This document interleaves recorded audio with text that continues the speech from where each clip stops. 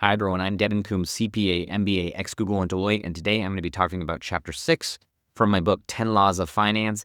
Potential is a story, but cash flow is reality. This chapter is so important because as finance professionals, you're going to learn many different valuation techniques to help justify what something is worth. Why do we do that? We try to understand what something is priced at, the market price, and if that's a good or a bad deal, so we could either make that investment ourselves as investors or to advise businesses whether to make that investment or individuals. And so there's three major frameworks that we're going to be covering today. I'm going to try to make the argument to you all that real investments should be justifiable by their future cash flows that they will generate. So the problem here, people tend to be emotional, especially with life-altering decisions. I see this all the time in the Bay Area with the housing market. Many of the homes in the Bay Area cost over $2 million, and they're pretty old, 60 to 80 to 100 years old. But people are obsessed with buying homes here. That's emotional, but it's not a pure rational decision. If I talk to people about why they buy homes, they give me non-monetary reasons, like they want a stable home that their family can grow up in over the years, or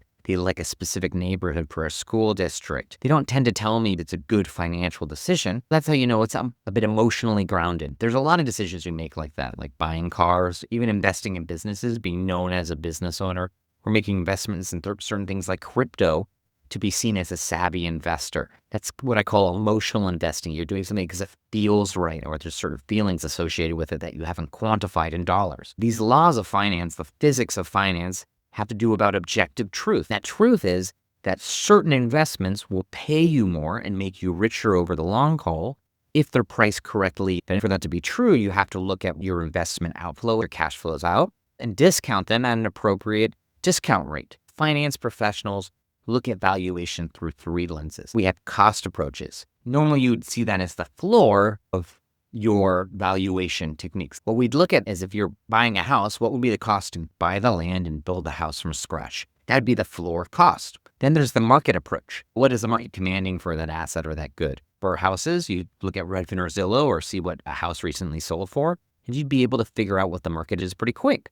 You can also call this in valuation theory comparables. If I have a house that sold for $2 million next door, you can assume a comparable house next to it would be worth about $2 million if everything else was the same about it. You can do the same for businesses. If a business sold for 10 times EBITDA or 10 times net revenue, then a comparable business should sell for a similar price. We need to look at comparables for assets that are harder to sell, including businesses that don't have reliable cash flows.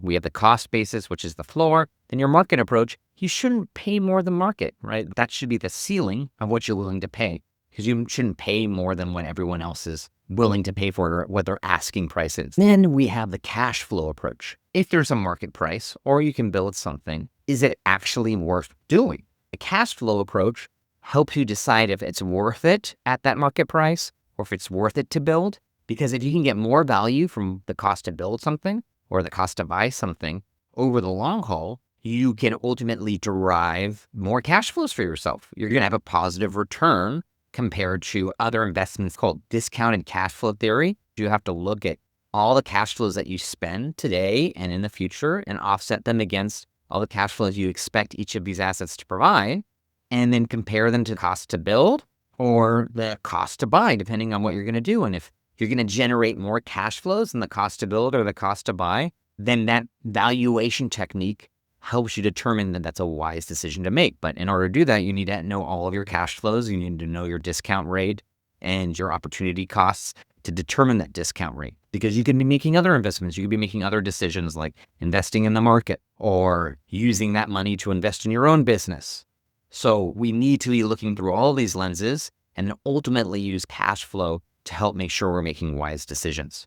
So that's what discounted cash flow analysis is. If you're figuring out what your required rate of return is, you're going to look at what a comparable investment or your business would help generate. That's either your weighted average cost of capital for your business, or if you're just a regular investor, you can look at the average return of the S&P 500, and you're always going to want to add a risk premium, which we'll talk about in the risk and reward section of this lecture series. You're going to take a discounted cash flow analysis and look at how much outflows are going to happen versus how much inflows are going to happen, and then present value each of those cash flows to figure out what the value is today. If the value of the cash flows you're going to receive is higher than the cash outflows after discounting for the discount rate, then it's a good deal. That's how we ultimately make this decision. But determining those inputs is really important. And people honestly just don't take the time to do the math here. So a case study I like to do is the rent versus buy trap. Most people forget that when you buy a home, that you're not just building equity, but you also have mortgage interest, property taxes, maintenance fees, HOA fees, and the opportunity cost of investing that money in the market or investing it in your own business. While renting, the unrecoverable costs are just your rent payments and your rental insurance. And rental insurance is a lot cheaper than homeowner insurance. So you're always going to want to look at your unrecoverable costs from any decision you're making. Renting versus buying, building versus buying, leasing versus owning, whatever it might be, you want to look at those unrecoverable costs first, because those will always be your cash outflows. A lot of people, when they look at home ownership, forget about all of the extra unrecoverable costs when they're doing their cash flow analysis. This is an example from buying a $600,000 home versus renting. If you're buying a $600,000 home, the mortgage interest rate alone might be something like $28,000, $29,000 on your loan for the home. Plus you have property taxes, maintenance, insurance, and your opportunity cost of the invested down payment. When you factor all that in, your total unrecoverable cost is about $54,000 a year. If you could rent the house, you actually have a surplus that you can invest in the marketplace. That's not including that $120,000 opportunity cost that you can put at 8% or 10% in the market. You can see right off the bat that if you look at renting a house versus buying a house with those qualifiers, you could likely make a lot of money by investing that surplus in the market that you wouldn't have made from owning the home. So the only way that the home becomes worthwhile is if all of those unrecoverable costs lead to appreciation of the home faster than the market, while you're also getting equity in the home. That winds up, honestly, being quite a challenging situation for many people, especially in middle cost of living to higher cost of living areas in America today. I found, from my math at least, that most people, if you're looking at homes over $1 million and the rent payment under $4,000 a month, you generally wind up being better off renting than buying if you're looking at it from a purely rational wealth standpoint. You can look at small business valuation, for example. We could look at the perpetuity method for small businesses. We can determine their net profit, add back any salary, depreciation, or one-offs that we wouldn't need to pay them if we bought the business. Then we can subtract any replacement wages to figure out what the true cost of ownership is and apply a multiple to it from a business perspective. What is a similar business valued at? This is more of a market approach, like a comp approach, but it's not as effective as a cash flow approach if you can do a cash flow approach. You can also look at this from a personal finance lens. Many people who wanted to start businesses when they're trying to buy a franchise or Boba Shop or a donut shop, they don't realize that a lot of the reported profit comes from their own labor. When you go and buy a Boba Shop, most of those Boba Shops are owner ran. And so when you go look up a Boba Shop that's selling itself for $100,000 or $200,000, and they're reporting $50,000 in annual profit, most of that annual profit's because they are performing their own labor. And if you really look at it, they're probably making about minimum wage if they're lucky. If you need active management, you need to assign a value to your own labor. And once you do that, you can see what your return on capital invested is. If it's a $200,000 investment and you have to work full time in order to take care of it, then you only have a capital return of $20,000 if you value your labor at $30,000 a year. And many people making these investments aren't looking at $30,000 a year of value. They're looking at 50 or 100 or 200. And then you're in the negative situation because you have to actively manage this business. You also take in mind that even this person could have put that $200,000 in the marketplace with a potential for a 10% return with probably less risk because they don't have the risk of managing and running a site. They just bought a really risky job in this situation. Something I always challenge my students to do, and I encourage all of you to do if you haven't done it, is figure out how much it's going to cost you to have a lifestyle that you'll be comfortable having the rest of your life. If you haven't done that yet, you need to do it today. And what do I mean by that? Like, what do you want in your life? Do you want to live in the Bay Area? Do you want to live in Los Angeles? Do you want to live somewhere else? How much is it going to cost to rent or buy a house? Let's say rent a house for $4,000. You want to have kids. If you have 2 kids, do they need to be in preschool? Is your partner going to be working too? If they're in preschool, is that another $2,000 or $4,000 if you have 2 kids? And then you have to have a car, and you have to have insurance, and you have to have healthcare. A lot of people find out that they're in a relatively expensive neighborhood.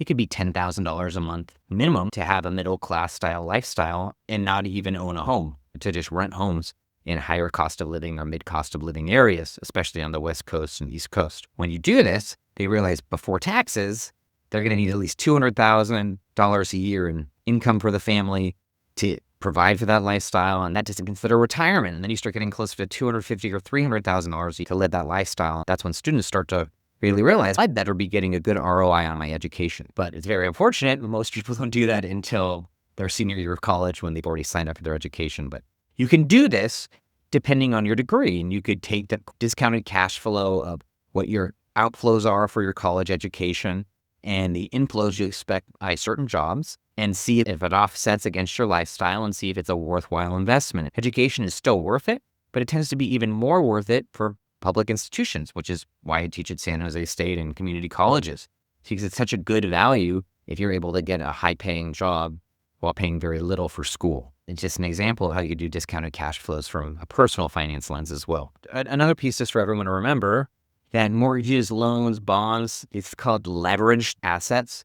You can have leveraged businesses, like leveraged buyouts means you're doing it with debt rather than equity.